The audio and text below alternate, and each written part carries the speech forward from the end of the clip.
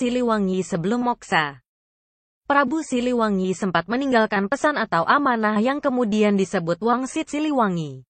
Isi Wangsit Siliwangi mengandung pelajaran tinggi.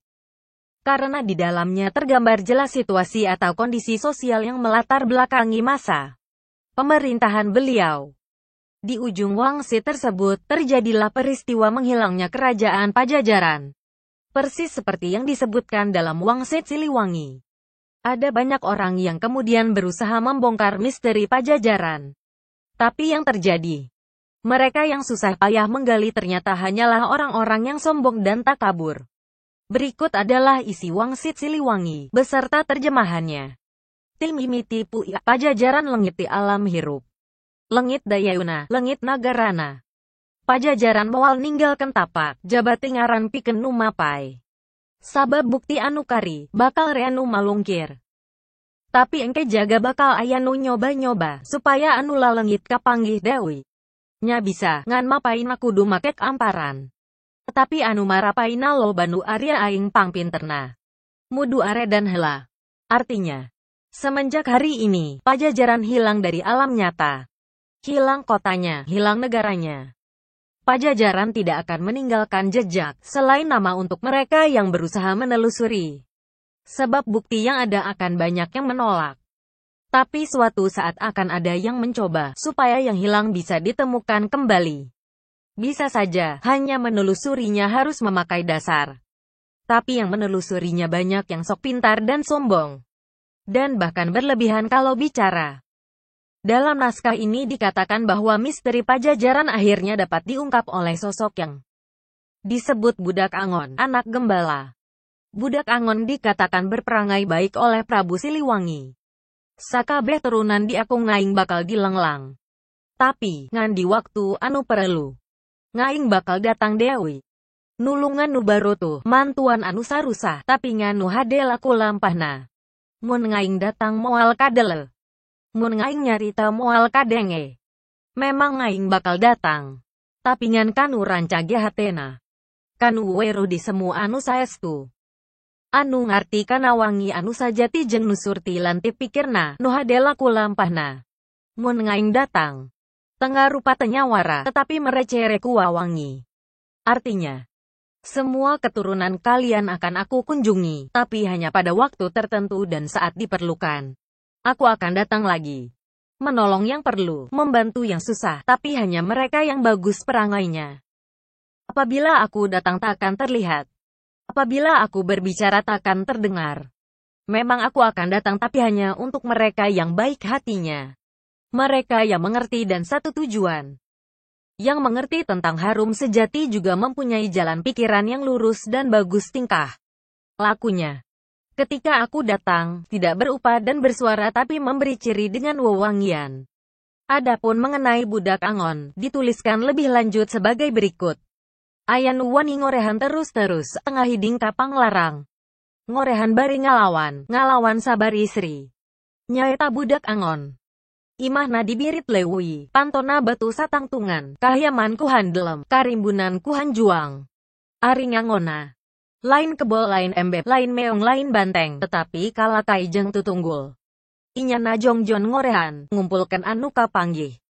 Sabagian disumputkan, sababacan wayah ngalalakonkan.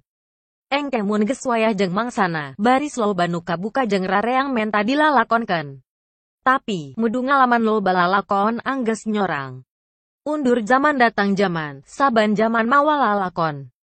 Lilana saban zaman, sarua jeng waktu nanyukmah, ngusumah jeng nitis, laju nitis dipindah sukmah.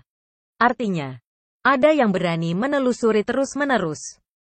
Tidak mengindahkan larangan, mencari sambil melawan sambil tertawa.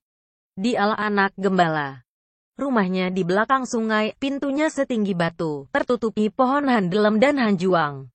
Apa yang dia gembalakan? Bukan kerbau, bukan domba. Bukan pula harimau ataupun banteng, tetapi ranting daun kering dan sisa potongan pohon. Dia terus mencari, mengumpulkan semua yang dia temui. Tetapi akan menemui banyak sejarah, kejadian. Selesai zaman yang satu datang lagi satu zaman yang jadi sejarah, kejadian baru. Setiap zaman membuat sejarah. Setiap waktu akan berulang itu dan itu lagi. Dari bait tersebut kita dapat menarik kesimpulan bahwa budak Angon merupakan sosok yang tersembunyi dan misterius. Ia tidak bertingkah seperti anak gembala pada umumnya. Ia mencari hakikat, mencari jawaban dan kebenaran serta mengumpulkan apa yang bagi orang lain sudah tidak berguna. Ranting, daun kering, tunggak pohon. Maknanya, budak Angon menelusuri sejarah, asal-usul dan sebab musabab termasuk karya-karya warisan leluhurnya. Sesuatu yang oleh kemajuan zaman dianggap sudah kuno, usang atau bahkan tidak bermanfaat.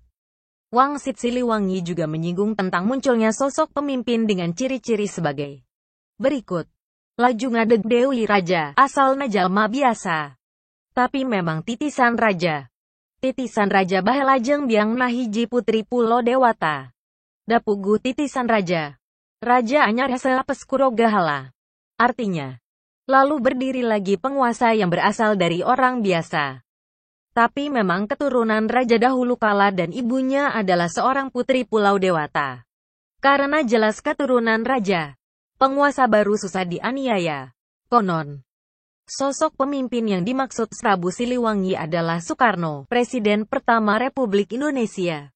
Ibunya adalah Ida Ayu Nyoman seorang putri bangsawan Bali. Sedangkan ayahnya adalah seorang guru bernama Raden Sukeniso Srodiharjo.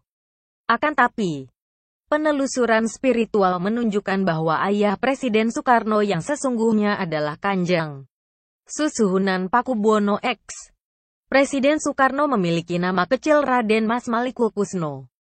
Beliau termasuk anak ciritan dalam lingkup dalam Keraton Solo. Pada masa kepemimpinannya, terjadi banyak sekali upaya pembunuhan terhadap beliau. Namun selalu saja, ia terselamatkan. Selanjutnya Prabu Siliwangi menggambarkan pergantian masa yang semakin maju. Semakin banyak penguasa yang buta tuli, memerintah sambil menyembah berhala. Pemimpin tidak mau mengerti penderitaan rakyat, segalanya mengandalkan logika tanpa hati. Sehingga orang-orang pintar pada akhirnya hanya berakhir menjadi orang yang pintar omong saja. Subscribe Dalega Rambang.